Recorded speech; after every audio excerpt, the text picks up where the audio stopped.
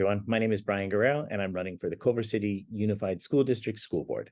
There's been a lot of talk lately about saving honors, and there's a lot of misunderstanding around this issue, largely because the school district has done an absolutely awful job of explaining it to the community and talking about it with parents and even students. So if the district's unwilling or unable to do that, it falls to folks like me, and I will take this chance to explain it to you.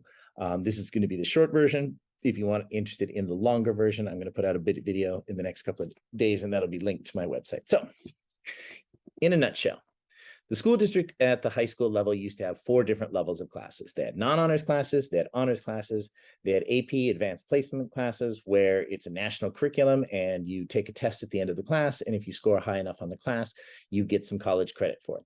And then there were dual enrollment classes, which are actually high school students being enrolled at the same time in high school and in the local community college. And as long as they pass the class, they get college credit for that class.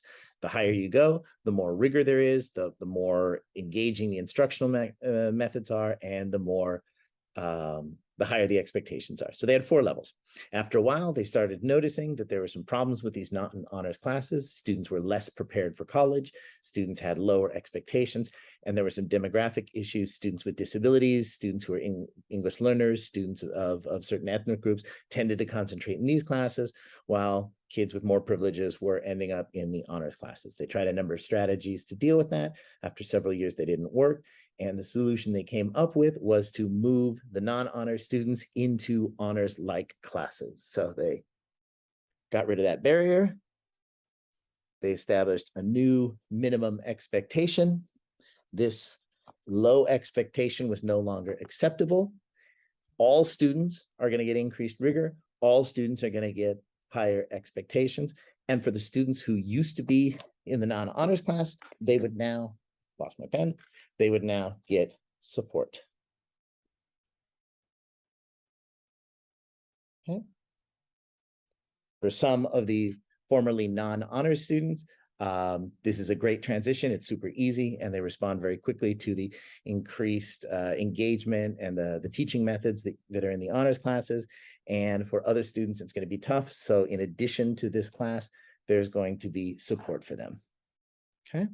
Notice honors content is still there. Honors teaching methods are still there. Honors rigor and high expectations are still there. The only difference, change pens here, it is no longer called honors.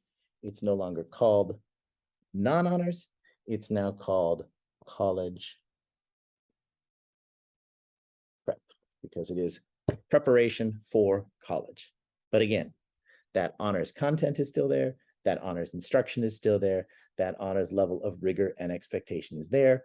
It is now for all those students. And for anybody who's looking for greater acceleration, AP is still available to anybody who wants to take it. And the dual enrollment classes are still available. There are still honors without calling it honors, and there is still opportunities for acceleration for students. The only differences are the name, and that this is now a mixed group of students called a heterogeneous group.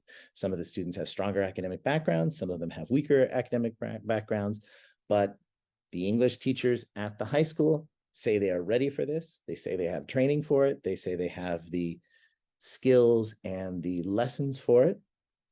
Of all the candidates running for school board this year, I'm the only one who's a classroom teacher. I'm the only one who's taught honors. I'm the only one who's taught regular classes. I'm the only one who's taught remedial classes. And I can tell you, this is hard. It is difficult, but it is absolutely possible as long as the teachers get the support they need and as long as the students get the support they need. The students who are high continue to score high on tests, and they learn social skills. They learn from students with different learning styles. It's a better overall experience for them. And the students who were formerly in the non-honors classes learn from their peers. They are exposed to better teaching methods, more rigorous teaching methods, more interesting content, and they tend to do better as long as they get that support. So I understand the concern in the community. The district has done an absolutely awful job explaining this. I wish they had just started with this graphic. I wish they had have had this conversation with parents 6 months ago, a year ago, because it started at the middle school. But honors, the name, is not on the classes anymore. But other than that, honors rigor, honors expectations, honors challenges, honors content is still there for the students who used to be in honors. And now everybody gets access to it. And there's support for the students who have difficulty. Thank you very much. If you want the longer version of it, there'll eventually be a longer video on this, but in a nutshell, that's why I understand the concerns about saving honors, but honors and acceleration, still there. Thank you very much. Bye.